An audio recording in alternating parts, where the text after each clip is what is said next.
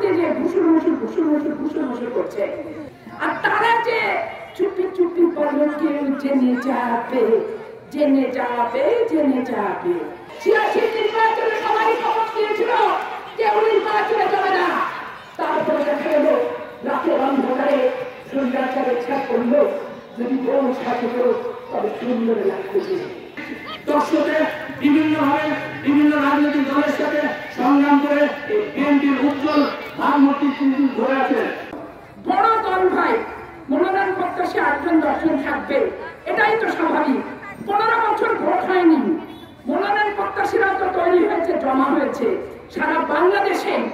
এখন মনোনয়ন প্রত্যাশীদেরকে ভাঙচুর করার জন্য দেখা যাচ্ছে আমার জামাত ইসলামের নেতারা বাড়িতে যে ঘুষুর করছে। আর আওয়ামী লীগের যারা খারাপ ছিল তারা পলাতক, যারা আওয়ামী লীগ করার পরও তারা তাদের প্রতীকে 15 বছর ভোট দিতে পারেনি, তারাই তো বাংলাদেশের মাটিতে আছে।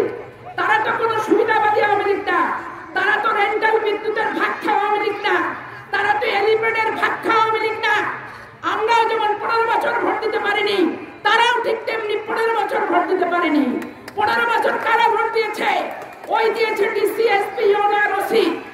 তাহলে মানুষ হিসেবে আমরা যদি তাদের সাথে কথা বলি, আমাদেরকে বলে আমরা কি আওয়ামী লীগ পুনর্বাসন করছি। আর তারা যে চুপি চুপি বলল কেউ জেনে যাবে এরকম করে ঘুষুর করছে, সেটা কিন্তু কোনো সমস্যা না, সেটা কোনো পাপের না, সেটা কিন্তু না জায়েজ না।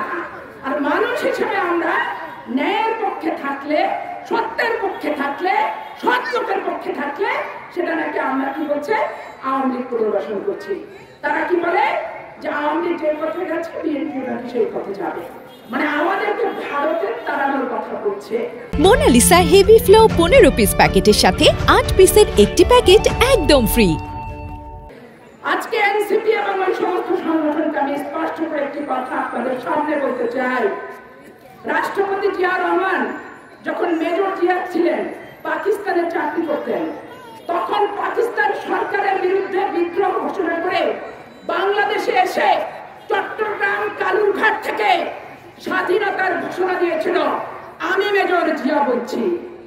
তাহলে চিন্তা করেন, আর যারা এই কথাগুলো বলে তাদের বাপদাদারা পাকিস্তানে থেকেছে, পাকিস্তানের সুবিধা নিয়েছে, পাকিস্তানের মুরগি সরবরাহ করেছে, পাকিস্তানের চাকরি করেছে, বাংলাদেশি মুক্তিযোদ্ধাদের তারা ধরিয়ে দিয়েছে। আর আওয়ামী লীগ কি করেছে? ভারতে গেছে, যে সেইখানে সাহায্য সহযোগিতা বিদেশ থেকে আসছে। নেতারা ওখানে ভালোই ছিল, সুখেই ছিল, খারাপ কিন্তু তারা ছিল না।